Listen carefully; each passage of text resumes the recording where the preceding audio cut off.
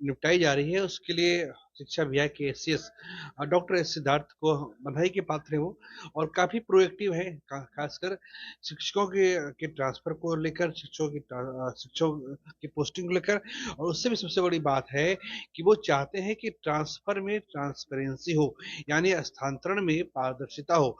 जब ये 2 पन्ने का लेटर आप देखेंगे तो उसमें कुछ चीजें बिल्कुल पहले ही नजर में सही तौर से आपको ये पता चल जाएगा, आपको ये जानकारी मिल जाएगी कि वो चाहते हैं कि जिस तरीके से स्कूलों का आवंटन 1,30,000 शिक्षकों का हुआ है, उसमें कहीं कोई हेरा फेरी ना हो, कहीं कोई धांधली धांधली नहीं हो। दरअसल बिहार में जो 38 जिले हैं, और इन 38 जिले के जो जिला शिक्षा पदाधिकारी हैं, उनकी कार्य प्रणाली को लेकर गंभीर सवाल पहले भी उठते रहे हैं। अब जाके शिक्षा विभाग ने इस पे कठोर कदम उठाया है, और ये जानकारी ये बताने का प्रयास किया है कि हम चाहते हैं कि जो भी ट्रांसफर पोस्टिंग हो, जो भी आवंटन जिन शिक्षकों का आवंटन हो, उसमें कहीं किसी तरीके से कहीं इल प्रैक्टिस ना हो। इल प्रैक्टिस का अर्थ ये है कि इसका जो जिस तरीके से मतलब अभी तक हम ये नहीं कह सकते कहीं कोई रिश्वतखोरी हुई है, लेकिन जिस तरह से शिकायतें आ रही हैं, वो इल प्रैक्टिस को बढ़ावा ना मिले, इसके लिए शिक्षा विभाग ने कदम उठाया है। क्या कदम उठाया है? दरअसल जो जैसे मान लीजिए कि औरंगाबाद की डीओ है, कोई भी डीओ हो सकती है, या भागलपुर के डीओ है, या कटिहार या पूर्णिया के डीओ है, तो उनके पास उनके जिले में जितना भी आवंटन, जितने भी शिक्षक का ट्रांसफर होना है, वो लिस्ट तो उनके पास रहेगी। लेकिन वो जब लॉग इन करेंगे तो वो लिस्ट उनके पास तो आएगी, लेकिन वो ये नहीं जान पाएंगे कि वो किस श्रेणी के शिक्षक हैं, उन शिक्षक का नाम क्या है, और पहले से वो कहाँ काम कर रहे थे। यानी ये बड़ी जानकारी है।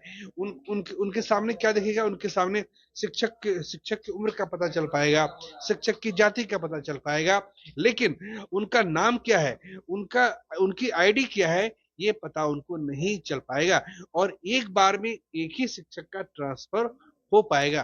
तो शिक्षा विभाग ने ये कोशिश की है, डॉक्टर सिद्धार्थ शिक्षा विभाग के अपर मुख्य सचिव हैं, उन्होंने ये प्रयास किया है कि ट्रांसफर में, स्कूल आवंटन में पूरी तरीके से ट्रांसपेरेंसी हो, और किसी भी कीमत पर 30 जून तक उन्हें ज्वाइन करना पड़ेगा। एक लंबा प्रोसेस है, बिहार में 6 लाख से ज्यादा शिक्षक है, 1,90,000 ने आवेदन दिया था, उसमें से 1,30,000 को आवेदन मंजूरी मिल चुकी है।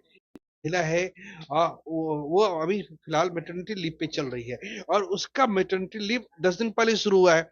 मान लीजिए कि आज 23 तारीख है, और किसी की मैटरनिटी लीव 15 मई से शुरू होती है, तो 15 मई से लेकर 15 नवंबर पूरे 6 महीने का उनका अवकाश रहेगा।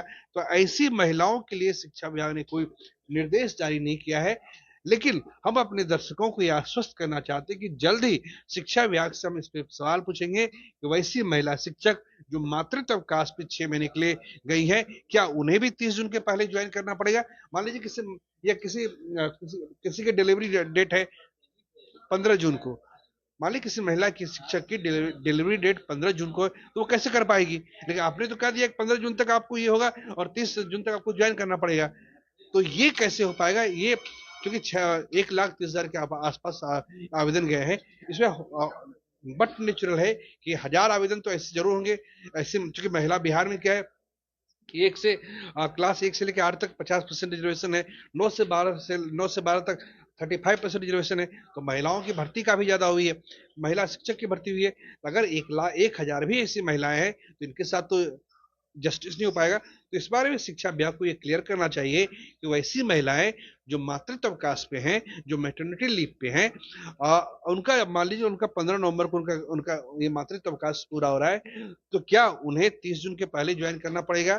क्योंकि क्योंकि उन्हें तो फिजिकली जाना पड़ेगा, और फिजिकली वो जा नहीं सकती है, शारीरिक रूप से वो किसी भी डीओ के सामने या उपस्थित नहीं हो सकती है। तो ऐसी महिलाओं के लिए शिक्षा विभाग क्या कर रही है, ये हम जरूर जानकारी लेके उनको देना चाहेंगे। ये तो डॉक्टर सिद्धार्थ ने तो सारी जानकारी दे दी है, ये शायद लगता है कि शिक्षा विभाग के संज्ञान में नहीं आया है। ये चीज हम जरूर शिक्षा विभाग से पूछेंगे। या वैसे पुरुष जो कैंसर से पीड़ित है, उनका इलाज चल रहा है बॉम्बे के टीएमएच में, उनके लिए क्या करना पड़ेगा? आपने तो कह दिया कि तुम 30 जून तक ज्वाइन कर लो, लेकिन जिनका इलाज चल रहा है उनके लिए क्या होगा? ऐसे 1-2 कैटेगरी के शिक्षक हैं जिनके बारे में बात करनी होगी। प्रीतम, जैसा कि आपने कहा कि अगर वैसे शिक्षक शिक्षिकाएं जो किसी मुश्किल में है और 30 जून तक ज्वाइन नहीं कर पाती है, तो वैसे शिक्षक शिक्षिकाओं के लिए क्या नियम बनाए गए हैं? हाँ, बिल्कुल उन्हें क्या वही क्या? वही वही उनका नियम अभी तक उनके लिए क्या गाइडलाइन है वो शिक्षा विभाग ने बताई नहीं है। वो शिक्षा विभाग से पूछना पड़ेगा और हम दर्शकों को ये आश्वस्त करना चाहते हैं कि ऐसी महिलाएं जो मैटरनिटी लीव पे जा चुकी है जाने वाली है उनके लिए क्या है, उनके लिए आपने क्या किया है, क्या इनके लिए कोई अलग से कोई स्लैब जारी करेंगे, कोई अलग से कोई स्लैब होगा, कोई अलग से कोई मार्गदर्शन होगा, कोई अलग से कोई गाइडलाइन। मुझे लगता है कि अलग से कोई ना कोई गाइडलाइन जारी होगी क्योंकि बिहार में नीतीश कुमार की सरकार है, वो प्रोएक्टिव है, वो महिलाओं को लेकर उनके उनकी उन्नति के लिए। हमें लगता है शिक्षकों के ट्रांसफर को लेकर, शिक्षकों की पोस्टिंग को लेकर, और उससे भी सबसे बड़ी बात है कि वो चाहते हैं कि ट्रांसफर में ट्रांसपेरेंसी हो, यानी स्थानांतरण में पारदर्शिता हो। जब ये 2 पन्ने का लेटर आप देखेंगे तो उसमें कुछ चीजें बिल्कुल पहले ही नजर में सही तौर से आपको ये पता चल जाएगा, आपको ये जानकारी मिल जाएगी कि वो चाहते हैं कि जिस तरीके से स्कूलों का आवंटन 1,30,000 शिक्षकों का हुआ है, उसमें कहीं कोई हेरा फेरी ना हो, कहीं कोई धांधली धांधली नहीं हो। दरअसल बिहार में जो 38 जिले हैं और इन 38 जिले के जो जिला शिक्षा पदाधिकारी हैं, उनकी कार्य प्रणाली को लेकर गंभीर सवाल पहले भी उठते रहे हैं। अब जाके शिक्षा विभाग ने इस पे कठोर कदम उठाया है और ये जानकारी ये बताने का प्रयास किया है कि हम चाहते हैं कि जो भी ट्रांसफर पोस्टिंग हो, जो भी आवंटन जिन शिक्षकों का आवंटन हो, उसमें कहीं किसी तरीके से कहीं इल प्रैक्टिस ना हो। इल प्रैक्टिस का अर्थ ये है कि इसका जो जिस तरीके से मतलब अभी तक हम ये नहीं कह सकते कहीं कोई रिश्वतखोरी हुई है, लेकिन जिस तरह से शिकायतें आ रही हैं वो इल प्रैक्टिस को बढ़ावा ना मिले, इसके लिए शिक्षा विभाग ने कदम उठाया है। क्या कदम उठाया है? दरअसल जो जैसे मान लीजिए कि औरंगाबाद की डीओ है, कोई भी डीओ हो सकती है, या भागलपुर के डीओ है, या कटिहार या पूर्णिया के डीओ है, तो उनके पास उनके जिले में जितना भी आवंटन, जितने भी शिक्षक का ट्रांसफर होना है, वो लिस्ट तो उनके पास रहेगी, लेकिन वो जब लॉग इन करेंगे तो वो लिस्ट उनके पास तो आएगी, लेकिन वो ये नहीं जान पाएंगे कि वो किस श्रेणी के शिक्षक हैं, उन शिक्षक का नाम क्या है और पहले से वो कहाँ काम कर रहे थे। यानी ये बड़ी जानकारी है। उनके सामने क्या दिखेगा, उनके सामने शिक्षक की उम्र का पता चल पाएगा, शिक्षक की जाति का पता चल पाएगा, लेकिन उनका नाम क्या है, उनका उनकी आईडी क्या है, ये पता उनको नहीं चल पाएगा और एक बार में एक ही शिक्षक का ट्रांसफर हो पाएगा। तो शिक्षा विभाग ने ये कोशिश की है, डॉक्टर सिद्धार्थ शिक्षा विभाग के अपर मुख्य सचिव हैं, उन्होंने ये प्रयास किया है कि ट्रांसफर में स्कूल आवंटन में पूरी तरीके से ट्रांसपेरेंसी हो और किसी भी कीमत पर 30 जून तक उन्हें ज्वाइन करना पड़ेगा।